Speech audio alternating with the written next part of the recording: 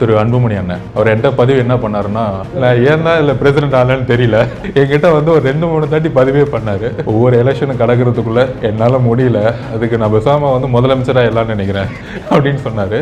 இந்த MLA ஆவாதவங்க, MBA ஆவாதவங்கலாம் பெரிய பெரிய அதிகார சக்திகளோட ஒரு ரெக்கமெண்டேஷனோட வந்து ஒவ்வொரு அசோசியேஷனில் வந்து உட்காந்துட்டு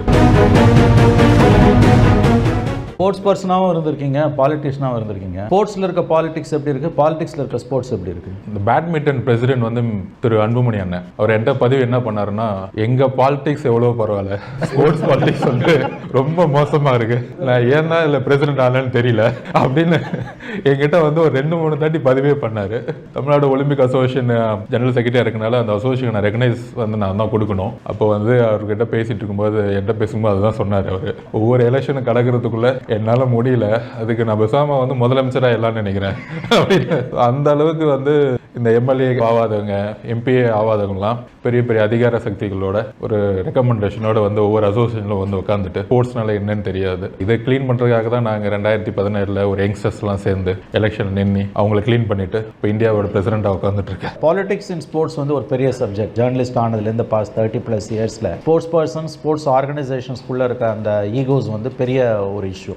பல பேரோட ஈகோவை வந்து ஜெனுயின் ஸ்போர்ட்ஸ் பர்சன் வந்து ஹேண்டில் பண்ணுறதுன்றது வந்து it's a tough job. It's as bad as or as challenging as you're in பாலிடிக்ஸில் இருக்க மாதிரி. அதனால தான் நான் அதை கேட்டேன். பாலிடிக்ஸ்லேயும் இப்போ நீங்கள் ஒரு 4 இயர்ஸாக ஆக்டிவாக இருந்திருப்பீங்களா பாலிடிக்ஸில், ஆக்டிவ் பாலிடிக்ஸில்? என் தாட்ஸ் ஆரம்பித்தது காலேஜ் படித்த காலத்தில் இருந்து. பொலிட்டிக்கல் சயின்ஸ் படித்தது வந்து பெயரளவு கிடையாது, ரொம்ப ஆக்ரோஷமாக எனக்கான இழப்புகள் இருந்து பல செய்திகளுக்கு விடை வேணும்னு சொல்லிட்டு தத்துவம் சார்ந்து படிக்க போய் அது வந்து கொள்கை சார்ந்தா மாறி அதை எப்படி எலக்ட்ரல் சிஸ்டமாக வந்து கற்றுக்கணும்னு 15 திமுகவோட சேர்ந்ததுல இருந்து 21 வரைக்கும் இருந்தது வரைக்கும் ஒவ்வொரு நொடியும் வந்து அடிப்படையை வந்து ஸ்ட்ராங்கா உருவாக்கி தான் வந்து இந்த இடத்துக்கு வந்துட்டு இருக்கேன். பொதுவாக ஒரு விளையாட்டு வீரனா இருக்கும் பொழுது எங்களுக்கு சொல்றது என்னன்னா, அடிப்படை வந்து உறுதியா இருக்கணும். ஃபண்டமெண்டல் அண்ட் ஃபவுண்டேஷன்ஸ், இந்த பேசிக்ஸ் வந்து ரொம்ப கரெக்டா இருந்தா அந்த பேசிக்ஸ்ல இருந்து நீங்க வந்து நிறைய லேர்ன் பண்ணி நீங்க வந்து இன்டர்நேஷனல் லெவலில் வந்து ஒரு பெரிய பிளேயரா உருவாக முடியும். ஸோ அது வந்து நான் என்னுடைய 15 வயதுல இருந்தே பாலிடிக்ஸை வந்து படிக்க ஆரம்பிச்சது, சிந்திக்க ஆரம்பிச்சதுல இருந்து தேர்தல் அரசியலில் கடும் 2015-16